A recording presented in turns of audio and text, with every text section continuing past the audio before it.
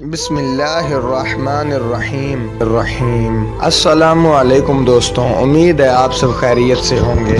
آج ہم آپ کے سامنے حضرت عمر رضی اللہ تعالی عنہ سے چرواہے کی ملاقات کا واقعہ بیان کرنے جا رہے ہیں۔ حضرت نافع رحمۃ اللہ علیہ فرماتے ہیں کہ ایک دفعہ حضرت عبداللہ بن عمر رضی اللہ تعالی عنہ مدینہ طیبہ کے گرد و نواح میں نکلے۔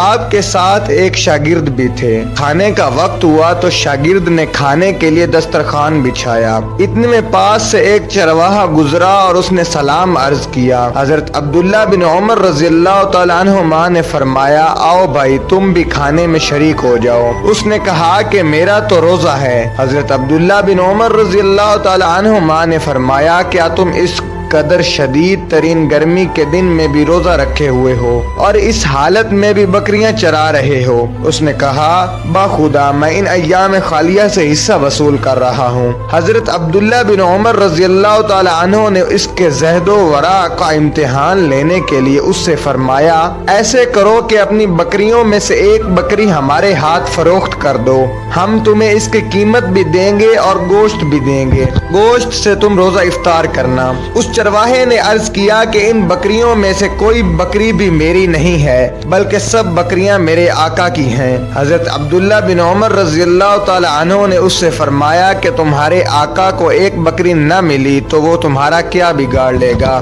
اس چرواہے نے آپ سے رخ موڑ کر آسمان کی طرف انگلی اٹھاتے ہوئے کہا، اللہ کہاں جائے گا؟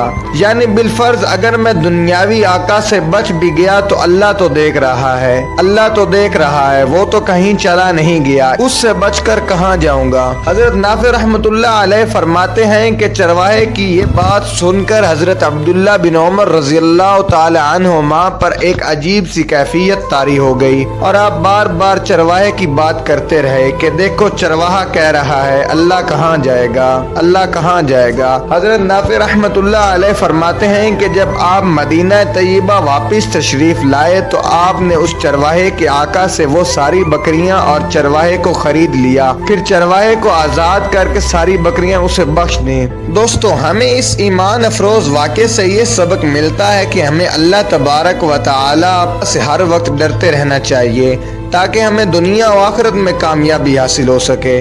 آمین یا رب العالمین، وما علینا الا البلاغ المبین۔